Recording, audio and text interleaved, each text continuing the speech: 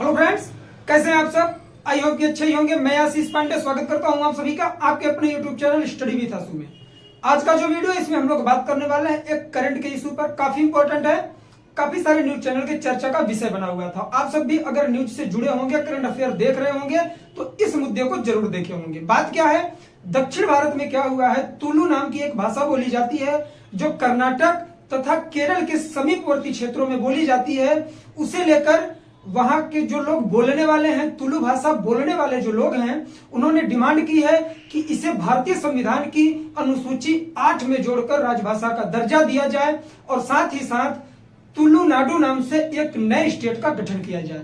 बात करेंगे कि यह मुद्दा क्या है और सबसे पहले हम लोग जान लेंगे कि यह जो मुद्दा है किस पेपर में पूछा जा सकता है। तो अगर आप लोग करंट अफेयर के थ्रू इसे लेंगे और प्रीलिम्स के बारे में बात करेंगे तो प्री में तुलु भाषा से संबंधित प्रश्न पूछा जा सकता है, जो हम लोग विस्तृत तौर पर बात करेंगे। और मेंस में आपके जीएस पेपर 2 में पूछा जा सकता है। ठीक, तो मैं पहले क्लियर कर दे रहा हूं, प्रीलिम्स में तुलु भाषा से रिलेटेड प्रश्न बन सकते हैं और मेंस के जीएस 2 में आपके भारतीय संविधान की अनुसूची 8 से संबंधित प्रश्न बनाया जा सकता है। क्या बनाया जा सकता है? एग्जाम्पल के तौर पर कि अगर किसी भी भाषा को भारतीय संविधान की अनुसूची 8 में जोड़ा जाता है तो उसे कौन कौन सी प्राथमिकताएं प्राप्त होंगी। ठीक, तो इस तरह से प्रश्न बन सकता है जीएस पेपर 2 में। चलिए मुद्दे पर आते हैं, बात करेंगे कि यह पूरा का पूरा मैटर है क्या। उसके पहले सबसे पहले हम लोग देखेंगे भारतीय संविधान की अनुसूची 8, थोड़ा उसका हम लोग ओरल रूप में देखेंगे। क्या हुआ कि तुलु नाम की एक भाषा दक्षिण भारत में बोली जा रही है, कर्नाटक और केरल के कुछ जिलों में। तो वहां के जो लोग हैं इसे वैधानिक भाषा का दर्जा नहीं मिला है, तो उन्होंने डिमांड की कि हमारी भाषा को भी क्या किया जाए, पूरी तरह से भारतीय संविधान के अनुसूची 8 के तहत जोड़ा जाए। अब बात आती है कि भारतीय संविधान की अनुसूची 8 है क्या। तो आप सबको पता होगा, अगर कॉन्स्टिट्यूशन का मेरा वीडियो देखे होंगे, विस्तृत तौर पर हम लोगों ने इसमें बात की है कि भारतीय संविधान में कुल 12 अनुसूचियां हैं, जिनमें से 8वीं अनुसूची भाषा की है। मतलब कि देश में कितनी संवैधानिक भाषाएं हैं उन्हें उसके तहत जोड़ा जाता है। तो अगर हम लोग मूल संविधान की बात करें अनुसूची के बारे में, तो जब संविधान बना था तो उसमें कुल जो 8वीं अनुसूची थी उसमें 14 भाषाएं रखी गई थी। कितनी? 14 भाषाएं। लेकिन प्रेजेंट टाइम में कुल 22 भाषाएं इसमें ऐड हैं, जो 3 संविधान संशोधनों के तहत बोडो, डोगरी, मैथिली, संथाली, उड़िया, इस तरह से कर कुल 8 भाषाओं को जोड़ा गया। कब? 3 संविधान संशोधन के माध्यम से। संशोधन कौन कौन से हैं अगर मैं विस्तृत तौर पर बात करूंगा वीडियो लंबा हो जाएगा, इसलिए आप लोग कॉन्स्टिट्यूशन वाले प्लेलिस्ट में जाकर इससे संबंधित वीडियो देख लेंगे। ठीक, तो भारतीय संविधान में कुल 22 भाषाएं हैं प्रेजेंट टाइम में और उसी के तहत इसे जोड़ने की बात की जा रही है। और मुद्दा क्या उठाया जा रहा है कि जितने लोग तुलु भाषा बोलने वाले हैं, जैसे भारतीय संविधान की अनुसूची 8 में शामिल मणिपुरी लैंग्वेज और संस्कृत लैंग्वेज जितने लोग बोलते हैं, उससे कहीं ज्यादा लोग तुलु भाषा बोलते हैं, तो इसे भारतीय संविधान के अनुसूची 8 में क्यों नहीं जोड़ा जा रहा है, यह मुद्दा उन्होंने उठाया। और उसके तहत तुलु नाडु नाम के राज्य की उन्होंने डिमांड रख दी कि अलग से हमारे लिए एक राज्य बनाया जाए। तो यह था पूरा मैटर। अब हम लोग तुलु भाषा के ऐतिहासिक पृष्ठभूमि के बारे में बात करेंगे और यह एक द्रविड़ियन भाषा परिवार की भाषा है। साथ ही साथ देखेंगे कि अगर किसी भाषा को भारतीय संविधान के अनुसूची 8 में जोड़ दिया जाता है तो उसे कौन कौन सी प्राथमिकताएं मिल जाती है। चलिए वीडियो की शुरुआत करते हैं। तुलु भाषा, तुलु नाडु राज्य, साथ ही साथ यह आपके जीएस पेपर 2 में जो आपका टॉपिक है नीतियों के निर्माण और कार्यान्वयन से उत्पन्न मुद्दे, इसके तहत पूछा जा सकता है जीएस पेपर 2 में, मेंस में। ठीक, और आपके प्रीलिम्स में तुलु भाषा से संबंधित प्रश्न बन सकता है और मेंस में जब बनेगा तो इसी भाषा को बेस बनाकर भारतीय संविधान की अनुसूची 8 के बारे में बात की जाएगी। चलिए तुलु भाषा के बारे में पहले हम लोग समझते हैं। यहां से तुलु एक द्रविड़ भाषा है। इसे बोलने तथा समझने वाले लोग कर्नाटक के 2 तटीय जिले, मतलब कर्नाटक आपका एक तटीय राज्य है जो कहां से, कोस्टल एरिया बोल सकते हैं हम लोग, जो अरब सागर से सीमा शेयर करता है और इसके तट पर 2 जिले हैं, वहां पर यह भाषा बोली जाती है। तथा साथ ही साथ केरल के कासरागोड जिला में, कहा मोस्ट इंपॉर्टेंट है, यह बन सकता है आपका प्रश्न प्रीलिम्स में, कासरागोड़ नाम के जिला में बोली जाती है। यह इंपॉर्टेंट क्यों है? क्योंकि जो कासरागोड़ जिला है केरल का, यह सप्त भाषा संगम भूमि बोला जाता है। मतलब केरल के कासरागोड़ जिला में कुल 7 भाषाएं बोली जाती हैं और उनमें से एक भाषा तुलु है। ठीक, समझ में आया? अगर साल 2011 की जनगणना को हम लोग बेस माने, आधार माने, तो तुलु भाषा बोलने वाले लोगों की जो संख्या थी वो 18,46,427 थी। मतलब 18,46,427 लोग तुलु भाषा बोलते हैं साल 2011 की जनगणना के अनुसार। वहीं अगर हम लोग देख लें मणिपुरी और संस्कृत, इनको हम लोग साथ में क्यों लिए? क्योंकि ये 2 भाषाएं हमारी भारतीय संविधान की अनुसूची 8 में जोड़ी गई हैं।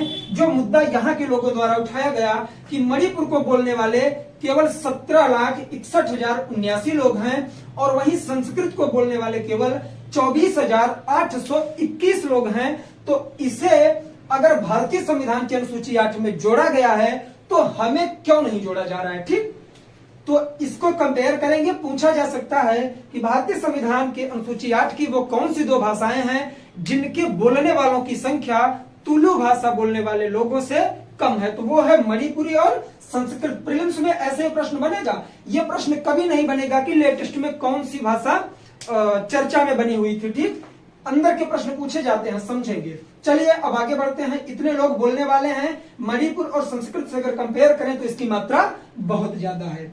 वर्तमान में तुलु भाषा दक्षिण भारत के तुलु नाडु तक, तुलु नाडु नाम का एक क्षेत्र है जो कहां पर है ये हम लोग देखेंगे। केवल तुलु नाडु नामक क्षेत्र में यह भाषा सीमित हो गई है, इसके आगे नहीं बढ़ी है। ठीक है, तो तुलु नाडु के बारे में अगर हम लोग देखें तो कर्नाटक के दक्षिण में कन्नड़ तथा उडुपी नाम के 2 जिले हैं वहां पर, और केरल के कासरागोड़ जिले का पयास्वनी नदी का नाम आप लोग सुने होंगे, जिसे चंद्रगिरी नदी भी बोलते हैं, इसके उत्तरी भाग तक यह बोला जाता है। तुलु नाडु कर्नाटक के दक्षिण, कन्नड़ और उडुपी जिला, साथ ही साथ केरल के कासरागोड़ जिले का पयास्वामिनी या चंद्रगिरी नदी के तट के उत्तरी भाग तक बोली जाती है। तो इसका क्षेत्र है किसका? तुलु नाडु का। जिस स्टेट के लिए बात की जा रही है वहां के लोगों द्वारा डिमांड की जा रही है कि तुलु नाडु नाम का स्टेट बना दिया जाए। अगर हम लोग बात करें तुलु सभ्यता के प्रमुख केंद्र कौन कौन से हैं, तो वो है, एक है मंगलुरु, उडुपी, कासरागोड़। ये 3 जिले ऐसे हैं जो तुलु सभ्यता के बारे में बात करते हैं और उसका संरक्षण करते हैं। तो आप लोगों को एक पॉइंट समझ में आया होगा कि तुलु केवल एक भाषा ही नहीं है, यह द्रविड़ भाषा परिवार की एक भाषा है और साथ ही साथ इसका अपना एक अलग कल्चर है जिसे तुलु कल्चर बोलते हैं, तुलु सभ्यता बोलते हैं, जो कहां पर प्रमुख तौर पर पाया जाता है? तो मंगलुरु, उडुपी और कासरागोड़ नामक 3 जिलों में यह पाया जाता है। अब बात आती है कि अगर जैसे इन लोगों ने डिमांड की कि भारतीय संविधान के अनुसूची 8 में जोड़ा जाए, तो अनुसूची 8 में जोड़ने पर क्या क्या फायदे होंगे किसी लैंग्वेज को? तो क्या होगा कि साहित्य अकेडमी पहचान मिल जाएगी। जैसे आप लोगों ने देखा होगा कि जो मैंने एक वीडियो शूट किया है, महत्वपूर्ण जीके में जाकर देखेंगे साहित्य अकेडमी के बारे में, तो उसमें प्रत्येक भाषाओं के लिए साहित्य अकेडमी अवार्ड दिया जाता है। तो अगर इस तुलु भाषा को जोड़ा जाता है तो इसे भी साहित्य अकेडमी अवार्ड दिया जाएगा और साथ ही साथ इसका अनुवाद अन्य प्रमाणित भारतीय भाषाओं में भी किया जा सकेगा। उसके बाद विधानसभाओं में आधिकारिक रूप से इसका प्रयोग किया जा सकता है। आप सबको पता होगा कि विधानसभाओं में क्या होता है कि भारतीय संविधान के अंतर्गत कुल 22 भाषाओं में से आप किसी भी भाषा को बोल सकते हैं। ठीक, और इसके बाद परीक्षाओं में भाषा के चयन का विकल्प मिल जाएगा। जैसे आप लोग यूपीएससी की प्रिपरेशन कर रहे हैं तो इसमें आप लोग तुलु भाषा का भी ऑप्शन दे सकते हैं। मतलब 22 भाषाएं जितनी हैं अनुसूची 8 में, उसमें से कोई भी भाषा चुनकर आप यूपीएससी का एग्जाम दे सकते हैं। साथ ही साथ अगर उसमें 23वीं भाषा के रूप में तुलु जुड़ती है तो तुलु को भी आप लोग ऑप्शन में ले सकते हैं। अब बात करेंगे कि क्षेत्रीय भाषाओं का संरक्षण भारतीय संविधान के तहत कहाँ किया गया है। ठीक है, तो अनुच्छेद 29 आप लोगों ने पढ़ा होगा, यह मूल अधिकार है। 12 से 35 तक मूल अधिकार है और उसमें अनुच्छेद 29 अल्पसंख्यक वर्गों के हितों के संरक्षण के बारे में बात करता है। जो अल्पसंख्यक वर्ग के लोग हैं उनके हितों के संरक्षण के बारे में बात करता है अनुच्छेद 29। और अनुच्छेद 29 का अगर हम लोग बात करें आर्टिकल 29 का सब आर्टिकल 1 क्या कहता है कि सभी वर्ग को अपनी भाषा व लिपि बनाए रखने का अधिकार है। यह मूल अधिकार के तहत आता है। आप सबको पता होगा कि मूल अधिकार का संरक्षण कौन करता है? सुप्रीम कोर्ट करता है। अगर आपके मूल अधिकार का उल्लंघन हो रहा है या कोई भी व्यक्ति या कोई संस्था या गवर्नमेंट ही आपका हनन कर रही है मूल अधिकारों का, तो आप सुप्रीम कोर्ट में याचिका दायर करिए। सुप्रीम कोर्ट को मूल अधिकार का अभिभावक कहा जाता है, नोट कर लेंगे, ठीक। तो ये सभी वर्ग को अपनी भाषा व लिपि बनाए रखने का अधिकार है। यह बात किसमें की गई है? भारतीय संविधान के अनुच्छेद 29 के सब आर्टिकल 1 में की गई है, ठीक। तो ये हो गया संविधान के तौर पर इसे वरीयता। 8वीं अनुसूची में जुड़ने का लाभ। अगर हम लोग बात करें अंतरराष्ट्रीय स्तर पर संरक्षण के क्या प्रयास किए गए हैं इसके, तो आप लोगों ने यूनेस्को का नाम सुना होगा, ठीक। यूनेस्को का नाम सुना होगा। इसका एक संगठन हुआ साल 2018 में चाइना में, चाइना के चांगसा नामक शहर में। नाम मोस्ट इंपॉर्टेंट है, प्री में यहीं से प्रश्न बनेगा आप लोगों का, इसलिए वीडियो में लास्ट तक रहा करिए। इंपॉर्टेंट चीज लास्ट में ही आप लोगों को मिलती है। क्या हुआ कि अगर बात करें कि तुलु भाषा या किसी भी क्षेत्रीय भाषा को संरक्षण प्रदान करने के लिए अंतरराष्ट्रीय स्तर पर बात कहां की गई, तो यूनेस्को के द्वारा 2018 में चीन के चांगसा नामक शहर पर एक सम्मेलन हुआ और उसमें क्षेत्रीय भाषाओं के संरक्षण के बारे में बात की गई, ठीक। अगर हम लोग बात करें कि इसे द्रविड़ भाषा में सबसे बड़ी भाषा माना जाता है, मतलब द्रविड़ भाषा की जितनी भाषाएं बोली जाती हैं द्रविड़ परिवार की, उसमें से इसे सबसे महत्वपूर्ण या सबसे विकसित भाषा माना गया है। और यह किसने कहा है? इंपॉर्टेंट है, याद रखेंगे, नोट कर लेंगे। अंग्रेजी भाषाविद, एक अंग्रेजी भाषाविद हैं जिनका नाम है रॉबर्ट क्लैडवेल। रॉबर्ट क्लैडवेल नाम के एक व्यक्ति हैं। इन्होंने 2 बुकें लिखी हैं लैंग्वेज पर। पहली का नाम है a competitive grammar of Dravidian, a competitive grammar of Dravidian. साथ ही एक बुक इनकी है South Indian family of language, South Indian family of language, a competitive grammar of Dravidian. इन 2 बुकों में किसने? रॉबर्ट क्लैडवेल ने तुलु भाषा को द्रविड़ भाषा परिवार में सबसे विकसित भाषा माना है, ठीक। तो ये था पूरा मुद्दा। आई होप कि आप लोग तुलु भाषा की ऐतिहासिक पृष्ठभूमि समझे होंगे, तुलु भाषा कहां बोली जाती है ये समझे होंगे, और भारतीय संविधान के अनुसूची 8 में इसे जोड़े जाने की बात की जा रही है। तो भारतीय संविधान की अनुसूची 8 क्या है और तुलु नाडु राज्य जिसकी डिमांड की जा रही है वो कहां कहां विस्तृत है और क्यों, कितने लोग वहां बोलते हैं, डिमांड क्यों की जा रही है, किन 2 भाषाओं को बेस बनाकर इसकी डिमांड की जा रही है।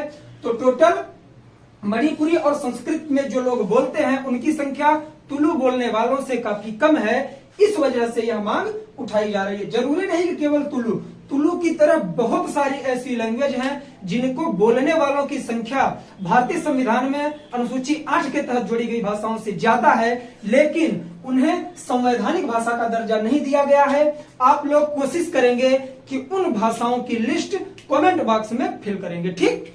तो चलिए आज के लिए बस इतना ही। आई होप कि आपके जीएस पेपर 2 का एक बहुत ही इंपॉर्टेंट मुद्दा क्लियर हो गया है। आप लोग नोट्स प्रिपेयर कर रहे होंगे, पेपर के हिसाब से किया करिए, क्योंकि अब मैं जितने वीडियोस लाऊंगा उनमें पहले बता दूंगा कि ये किस पेपर में कैसे किस टॉपिक के तहत इंपॉर्टेंट है। अगर आप लोग सिलेबस देखेंगे जीएस पेपर 2 का, तो नीतियों के निर्माण और कार्यान्वयन से उत्पन्न नामक मुद्दा यह एक टॉपिक है और इस टॉपिक के तहत मेंस के जीएस पेपर 2 में पूछा जा सकता है और प्रीलिम्स में तुलु भाषा से ही प्रश्न बन सकता है। सॉरी, कि यह कर्नाटक में या केरल में कहां बोली जाती है। और सबसे बड़ा चीज क्या है कि कासरागोड जिला याद रखेंगे जो कहां का है, यह है केरल का, और इसे सप्त भाषा संगम भूमि कहा जाता है। मतलब यहाँ पर कुल 7 भाषाएं बोली जाती हैं, उनमें से एक हमारी तुलु है, ठीक। तो आई होप कि पूरा का पूरा मैटर समझ में आया होगा। अगर आप लोगों को वीडियो इन्फॉर्मेटिव लगा है तो दोस्तों में शेयर करिए, वीडियो को लाइक करिए, नए हो चैनल को सब्सक्राइब करिए और बेल आइकन प्रेस कर दीजिए, जिससे कि इस तरह का कोई भी वीडियो आए उसकी नोटिफिकेशन सबसे पहले आपको मिले। तो चलिए आज के लिए बस इतना ही, मिलेंगे नेक्स्ट वीडियो में। तब तक के लिए जय हिंद, जय भारत, बाय बाय। आप लोग अपना ख्याल रखें, पढ़ाई लिखाई करते रहें।